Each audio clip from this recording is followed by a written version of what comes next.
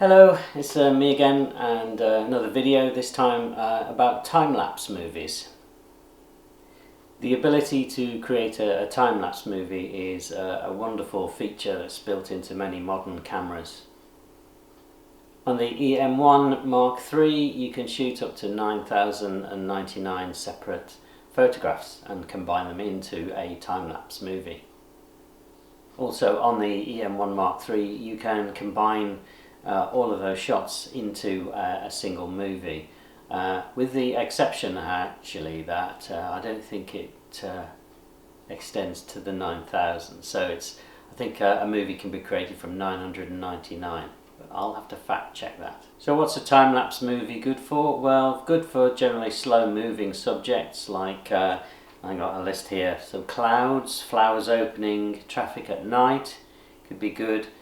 Stars, building something, or if you're tidying a space out, clearing a space. So in a time-lapse movie, each photograph you take becomes a frame of the movie, and as the movie plays it gives the illusion of time passing very quickly. So because what you're doing is taking images, still images, you can use creative effects like some of the art filters. So when it comes to making your time-lapse, you need to consider things like how many photographs you need to take to capture all of the subject and the action happening. And also you need to think about how frequently you need to capture the action. How often does the scene actually change? Think about what's static in the scene. Your camera needs to be on a static surface like a tripod or a wall or some other static object. It's important that the camera doesn't move. You also need to think about the exposure of the scene and the scene, how the lighting of the scene might change over time, because you want to avoid overexposing or underexposing the parts of the scene that are important. With that regard, manual focus and manual exposure settings are probably going to give you more confidence, but I would advise taking some test shots to get the settings correct, and make sure that you review those test shots before you start setting up the time-lapse in the camera. I found that a wide angle lens and a narrow aperture help to keep the scene in focus and make a good time-lapse. I'd also recommend shooting in JPEG only, because if you've got a smaller memory card, the capacity might fill up before it's finished shooting everything that you wanted to capture in the scene. And if you're shooting with normal settings that you might use for still photography, if you shoot in JPEG and RAW, the RAW file is actually going to fill up your memory card potentially. But you also, if you were shooting only in RAW, you'd also have to do some batch conversion as well in your photo editing software. So it would add an extra step, I think, that I wouldn't normally bother with. What you don't want to be doing, I think, is editing each individual photograph in the scene. That would just be manually intensive and unnecessary, I think. So to avoid the disappointment of your time-lapse movie ending just at the most interesting part of the action, I would sort of consider your memory card capacity, maybe format a memory card so that it's empty, and also think about your battery as well. So I'd recommend changing your battery for one with a full charge. The other thing that can drain the battery is leaving your screen on. So after you've set up the camera and you're happy with everything, make sure that your screen doesn't stay on for the whole duration of the time-lapse. So let's just go back to the idea of adding the settings to the camera and the number of shots, how frequently, what the start interval time should be. Certainly with the number of shots and the frequency, there are websites that can help you. There are calculators out there, and we can have a look at that right now.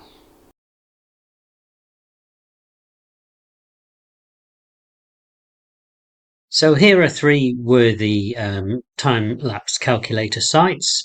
The first one I'm going to show is Photo Pills. You can get this as an app or a website. You download it on iOS or Android. And here's the calculator. Um, I won't go into the details of how you would use it. There's plenty of information on the site.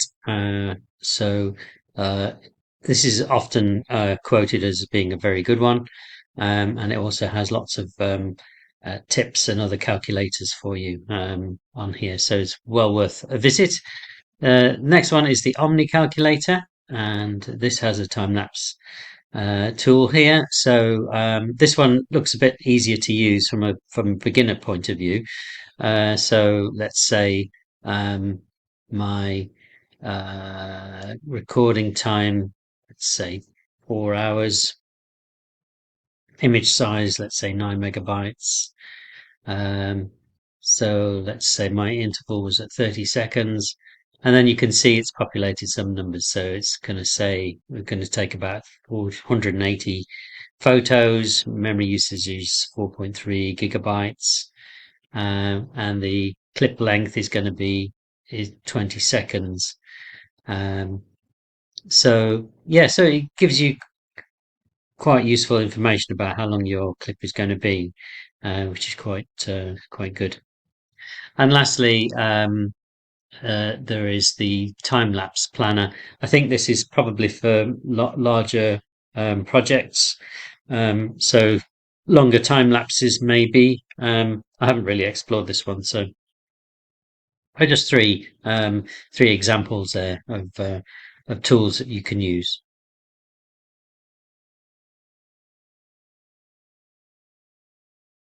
So let's have a look at how I set up the EM1 for a time lapse.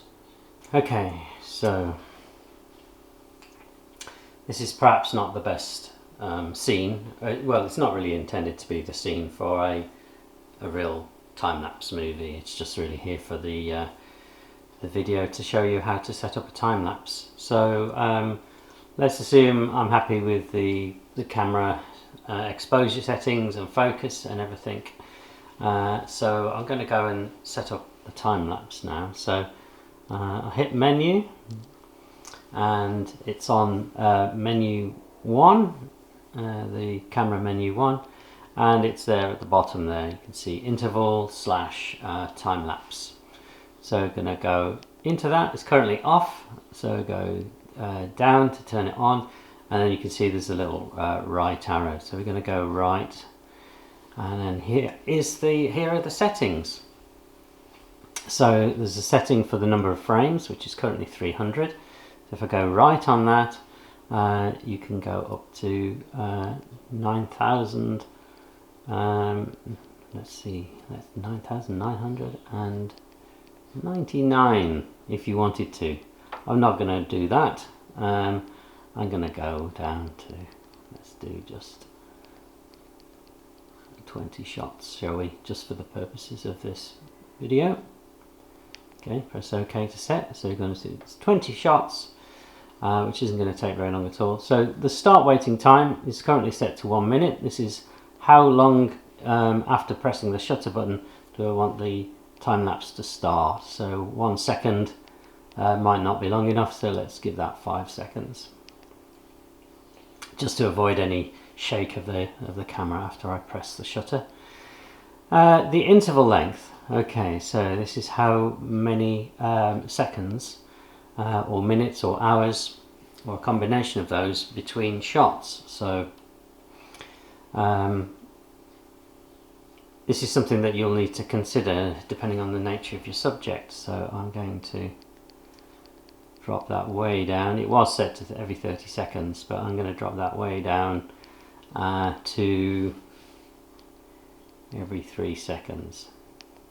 So my video that we'll see in a bit was shot every 30 seconds because it was something that's going to take me several hours to do. So that gives you some indication of that. And then the time-lapse movie setting here currently is off, but if that's set to on, what it will do, the camera will actually produce the video in the camera itself for you. So let's turn that on, and the sort of related setting there is tells you what type of movie you're going to record. So you can go full HD, HD, 4K. So let's do 4K at 30 frames a second. And really handily, this I think is fantastic, this information here. So it gives you an estimated start time based on the time now. It also gives you an estimated end time, so you can see how long the filming is going to take, which is really valuable. It doesn't give you a movie length, which is interesting. I wonder why it doesn't give you that. That's interesting. So anyway, so let's set that up. That's okay. That's set to on. I think if I press on again, press set again, it'll just go back into the time lapse. But let's just check. No, it doesn't. Okay, so it's set now to on, which is cool. And so I can press menu to escape, and I can press the shutter down, and it's gonna wait 5 seconds. It's taking the first one, and you can see an indicator here that we've got the number of shots left, so 18 left, and that will just count down.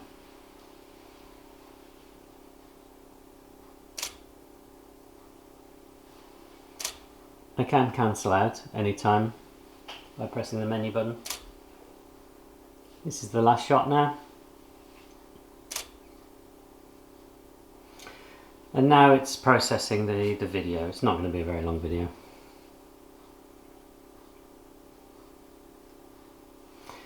Okay, so it's returned me to the normal camera state. If I press menu, you'll see that the time lapse is still on, so remember to turn that off after you've finished. So go back to the beginning, and now if I have a look at my memory card,